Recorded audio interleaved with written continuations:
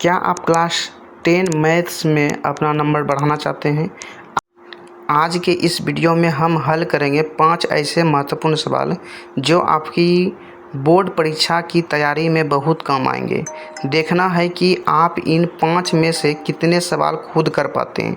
तो चलिए शुरू करते हैं। पहला सवाल देखिए, पहला प्रश्न कि ईपी है दिया हुआ समांतर श्रेणी 10, 7, 4 इसी तरह ये बढ़ते हुए जा रहा है। इसका 30वां पद ज्ञात करना है। इसमें 10 जो है हमारा पहला पद है, प्रथम पद, जिसको हम ए से लिखते हैं। तो ए बराबर हो गया हमारा 10 और सार्वंतर को डी से लिख देते हैं। तो डी कैसे निकलेगा? तो डी बराबर होता है हमारा, डी बराबर फॉर्मूला होता है कि ए2 में, ए2 किसको बोलते हैं? तो ये ए1 है, ये ए2 है, ये ए3 है। इसी तरह ये बढ़ते हुए जाता है। और अंतिम पद को बोलते हैं हम ए एन। अंतिम पद को क्या बोलते हैं? ए एन बोलते हैं। जैसे कि ए पहला पद पे है तो ए1 बोला जाएगा, दूसरा पे है तो ए2 बोला जाएगा, और तीसरा पद पे तो ए3 बोला जाएगा। वही हमारा अंतिम पद होगा तो वह ए एन कहा जाता है। ठीक है। डी कैसे निकालते हैं? तो हम ए2 में से ए1 को घटाएं या फिर ए3 में से क्या ए2 को घटाएं, तो हर जगह वो हमारा डी क्या होगा? समान होगा। ठीक है। तो ए2 में से हम ए1 को माइनस कर देते हैं। तो ये हो जाएगा हमारा 7 और घटा 10 कितना हो जाएगा? -3। ठीक है। 7 में 10 घट गया, -3 हो गया। ये बोला गया है 30वां पद, मतलब कि जैसे ये 1 है, 2 है, 3 है, मतलब पहला नंबर पे ये, दूसरा नंबर पे ये, तीसरा नंबर पे, इसी तरह तीसरा नंबर पे 30वां नंबर पर कौन सा संख्या होगा वही पूछ रहा है। जैसे एन का मान हो गया यहाँ पर 30। जैसे यहाँ 1 नंबर पे है तो वो A1 लिखा जा रहा है, तो वो A30 बराबर क्या होगा? ठीक है। A30 बराबर क्या होगा? तो हम इसको ए एन का फॉर्मूला से लिख सकते हैं। तो ए एन का फॉर्मूला क्या होता है? A + n-1 × d। ठीक है। A30 बोला है तो एन की जगह पे हम 30 लिखेंगे, और पहला पद हमारा कितना है? यहाँ देखिए 10 है तो 10 लिखेंगे प्लस, और यहाँ 30 एन की जगह पे 30 है तो यहाँ लिख देंगे 30 घटा 1, और डी की जगह पे हम लिखेंगे -3। ठीक है। अब आगे इसका सोल्यूशन कर देते हैं। तो पहले हम लिखेंगे 10 और प्लस 30 में से 1 घटा देते हैं, हो जाता है 29, और यहाँ -3 है तो हम -3 को इस तरह से हम घेर देंगे, ये आपस में गुना करेगा। ठीक है। तो ये 10 अपनी जगह पे नहीं रहेगा पहले, और यहाँ प्लस है तो प्लस लिखेंगे। 29 या 87 होता है, माइनस में होगा क्योंकि आगे माइनस है, तो यहाँ लिखेंगे 87। ठीक है। अब प्लस माइनस क्या होता है? माइनस, तो माइनस हो जाएगा तो 10 माइनस कितना? 87। अब जब 10 में से -87 करेंगे तो हो जाएगा 77, लेकिन यहाँ देखते हैं चिन्ह किस में आएगा? माइनस में आएगा, और यही हमारा जवाब होगा। ठीक है। अब अगला प्रश्न हमारे पास है, अगला प्रश्न है एपी का दिया गया है पद कि 2 है, 7 है, 12 है, और फिर आगे चल कर बढ़ते हुए जा रहा है। ये कहा गया है कि हमको 10वां पद निकालने के लिए सेम उसी की तरह ये भी बनेगा। तो हम ए की जगह पे हम रख देते हैं कितना? 2, और डी कैसे निकलेगा? तो डी इसी तरह घटाएंगे हम, ए2 में से हम ए1 को घटाएंगे। ठीक है। ये समांतर श्रेणी में है तो कहीं भी घटा दिए अंतर समान ही होगा। तो ए2 में से ए1 घट जाएगा तो 7 में से 2 घटा दीजिए। 7 है ए2 और ये है 2, तो 7 में 2 घट गया तो हो गया 5। एन का मान कितना है? 10, क्योंकि हमको 10वां पद बोला गया है तो ये एन की जगह पे कितना हो जाएगा? 10 हो जाएगा। और 10वां पद बोला है तो ए9 बराबर सूत्र ये भी होता है, ए9 बराबर सूत्र क्या हो जाएगा? ए + 8d भी होता है। ठीक है। नहीं तो आप ऊपर वाला ये फॉर्मूला से भी लिख करके बना सकते हैं। ठीक है। तो यहाँ ए का मान कितना हो गया? 2 हो गया, प्लस और 8 है, और ये डी की जगह पे कितना है? 5 है, तो गुना कर देंगे तो यहाँ 2 हो जाएगा, और 8 पंच कितना हो जाएगा? 40। तो 40 से 2 कितना हो गया? 42। और नहीं तो आप क्या कीजिए, यहाँ ए एन का फॉर्मूला लिखिए, A + n-1 × d। इसका इसी से ये निकल के आ जाता है। तो यहाँ n की जगह पे हम 10 रखेंगे, यहाँ एक 10 हो जाएगा, ये गलती हो गया, ये 9d हो जाएगा। 9 पचे कितना हो जाएगा? 45 और 2 47। ठीक है। तो ये हम रखेंगे यहाँ पर n की जगह पे कितना? 10 रखेंगे, तो ये 10 बराबर हो जाएगा ए की जगह पे हम कितना रखेंगे? 2, तो यहाँ 2 लिखेंगे प्लस, और n की जगह पे कितना हो जाएगा? 10 घटाओ कितना? 1 × d, तो हो जाएगा 2 प्लस 10 में 1 घटा दीजिए, डी की जगह पे रख देते हैं 5, यहाँ 5 लिखा जाएगा। ठीक है।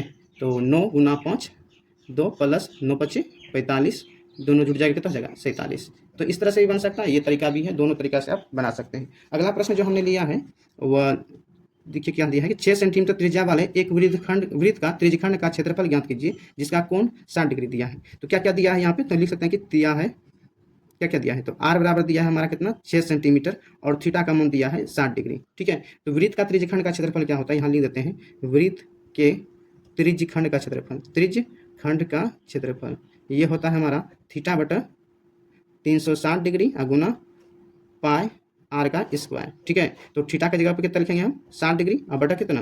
360, गुना पाई की जगह पे 22/7, और r की जगह पे हम रखेंगे 6 × 6। ठीक है। तो तो ये 0 से 0 कट जाएगा, 6 का 6 और 6 का 36, ये 600 ये कट जाएगा।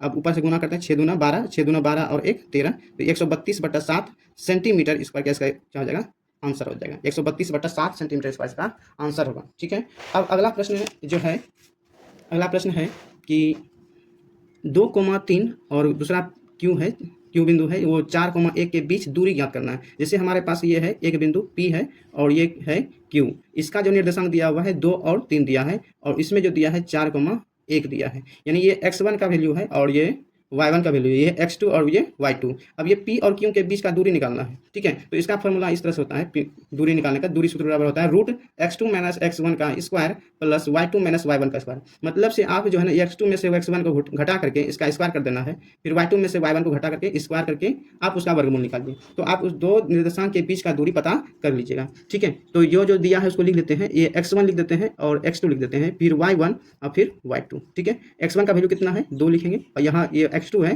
तो लिखेंगे 4, फिर उसी तरह y1 का वैल्यू है 3 और y2 का वैल्यू है 1। ठीक है, अब हम P Q का बीच का दूरी निकालते हैं, तो दूरी सूत्र लिख देते हैं, यहाँ पे रूट हो जाएगा x2 - x1 का स्क्वायर और फिर प्लस y2 - y1 का स्क्वायर। ठीक है, अब जो हमारा यहाँ से हम क्या करेंगे, मान रखेंगे। ठीक है, x2 का वैल्यू है यहाँ पर 4, तो 4 लिखेंगे, घटाओ x1 का वैल्यू है 2, 2 का स्क्वायर और प्लस y2 का मान है 1 और घटाओ y1 का वैल्यू है 3 और उस पर लगाएंगे हम स्क्वायर। ठीक है, आगे देखिए ये रूट हो जाएगा। ठीक है, 4 में 2 घटा दीजिए तो 2 और 2 का स्क्वायर होगा, यहाँ ऊपर इसमें घटा दिए, ऊपर स्क्वायर है तो स्क्वायर दे दिए, प्लस है तो प्लस देंगे, 1 में 3 घटाएंगे तो माइनस में 2 इसका स्क्वायर, और फिर इसका हम स्क्वायर कर देंगे, 2 का स्क्वायर क्या हो जाएगा 4 और प्लस ये भी 2 का स्क्वायर 4, तो 4 और 4 कितना हो जाएगा 8, कितना हो जाएगा 8, √8। √8 का भी, और आगे हम क्या करेंगे, 8 को हम खंडन कर देंगे, 8 का खंडन जब हम करेंगे तो 2 से 2 चौके 4 8, फिर 2 से 2 दूनी 4, तो जो इसका जोड़ा लग जाएगा उसको हम बाहर करेंगे, मतलब 2 बाहर आ जाएगा और 1 का जोड़ा नहीं लगा था, ये 2 यहाँ बच गया था, 2 को हम क्या करेंगे रूट के अंदर में रखेंगे, ये 2 √2 इसका क्या हो जाएगा आंसर हो जाएगा। ठीक है, इसी तरह अगला प्रश्न है, सेम सवाल है, तो पहले आप बना कर देखिए, फिर इस वीडियो को रोक करके बना कर देखिए, बाद में फिर इसको मिला लीजिएगा। ठीक है, तो हम क्या करते हैं, इसमें हम लिख लेते हैं पहले x1 कितना है और x2 कितना है। ठीक है, फिर y1 और y2 का भी मान लिख लेते हैं। ठीक है, बीच में कोमा दे देते हैं, x1 का वैल्यू है -5 और x2 का वैल्यू है -1। ठीक है, फिर y1 का वैल्यू है 7 और y2 का वैल्यू है 3। ठीक है, अब हम कोई दूरी ये लिख देते हैं, दूरी सूत्र से दूरी लिख देते हैं, इसको मान लेते हैं ये A था और ये B था, तो दूरी सूत्र लिखेंगे क्या होगा, तो x2 घटा x1 का स्क्वायर प्लस y2 घटा y1 का स्क्वायर। ठीक है, तो देखिए आगे क्या होगा, रूट होगा, ये x2 का वैल्यू कितना था, यहाँ लिख देते हैं AB, दूरी निकाला गया था AB का, तो x2 का वैल्यू है -1, ये सूत्र से माइनस। ठीक है, इसको हम घेर देते हैं। ठीक है, और x1 का वैल्यू है -5, इस पे हो जाएगा हमारा स्क्वायर। ठीक है, फिर प्लस है, प्लस लिख देंगे, y2 का वैल्यू कितना है 3 है, तो 3 लिखेंगे, घटाओ और y1 का वैल्यू कितना है 7, इसका है स्क्वायर।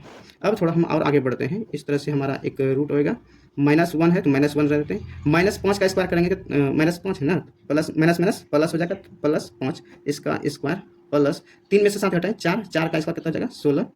ठीक है, और आगे बढ़ते हैं, तो माइनस प्लस माइनस होता है, तो माइनस मतलब 1 में से 5 घटा देंगे 4 आ जाएगा, कितना आ जाएगा 4, और इसका स्क्वायर करेंगे प्लस 16, तो 4 का स्क्वायर कितना हो जाएगा, 4 का स्क्वायर 16 और प्लस कितना 16, 16 कितना होता है 32, ये हो जाएगा √32 इसका आंसर आएगा। इसको और आगे बढ़ते हैं, तो 32 को हम पहले खंड करेंगे। ठीक है, 32 को खंड करेंगे तो 2 से ये 16 बार में कट जाएगा, और ये 2 से फिर कितना बार में 8 बार में आता है, फिर 2 से कटाना है 4 बार में और 2 से कटाना है 2 बार में। ठीक है, अब हम क्या करते हैं, जोड़ा लगाते हैं, एक जोड़ा लगा, एक जोड़ा इधर लगा, 2 जोड़ा लगा, तो 2 को मतलब इसका एक ठो बाहर निकल जाएगा 1 2, और इसका एक ठो 2 बाहर निकलेगा, जिसका जोड़ा नहीं लगा है उसको रूट के हम अंदर में रख देंगे, 2 दूनी कितना हो जाएगा 4 और ये √2, और ये इस तरह मेरा हमारा क्या होता है आंसर। यदि वीडियो आपको पसंद आया हो तो अपने दोस्तों के साथ शेयर करें और लाइक करें, और अगले और इसी तरह का वीडियो देखने के लिए हमारे चैनल को सब्सक्राइब कर लें, ताकि इस तरह का वीडियो आपके पास हमेशा आते रहे।